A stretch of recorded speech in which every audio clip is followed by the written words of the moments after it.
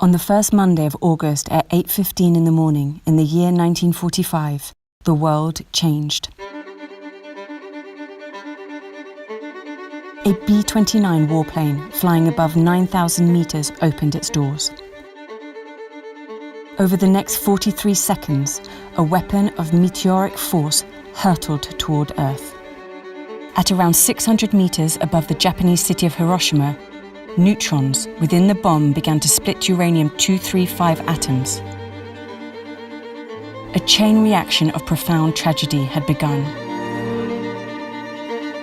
ending with the death of about 140,000 people. Shadows were seared into stone from the blinding light of the blast. The force of the explosion was equivalent to 15,000 tons of TNT, pushing a mushroom cloud more than 18,000 meters into the atmosphere. Every building within 1.5 kilometers of the epicenter effectively vaporized.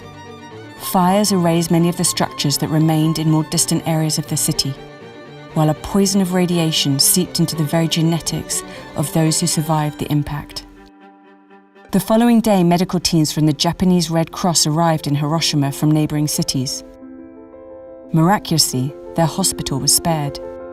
While doors and windows were missing and a portion of the roof had collapsed, more than 31,000 patients were treated there in the 3 weeks that followed. 2 days later, minutes just after 11 o'clock in the morning on August 9th, tragedy struck once more. A 21 kiloton plutonium bomb detonated in the city of Nagasaki, killing around 74,000 people. On August 29th, the International Committee of the Red Cross was able to deploy Fritz Bilfinger, the first foreign observer to arrive at the scene in Hiroshima. He wrote, "City wiped out, 80%, all hospitals destroyed or seriously damaged. Inspected 2 emergency hospitals, conditions beyond description, full stop."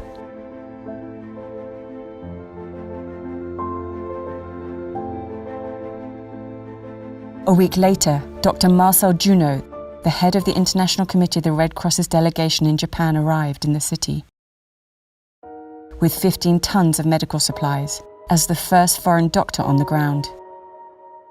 Meanwhile, the same week, less than a month after the attacks, the ICRC was already questioning the lawfulness of atomic weapons and appealing to states to ban their use.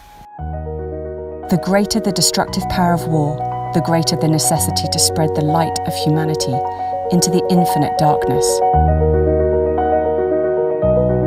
5 years after the bombings, the death toll had reportedly reached 340,000 from sustained injuries, complications, and radiation poisoning.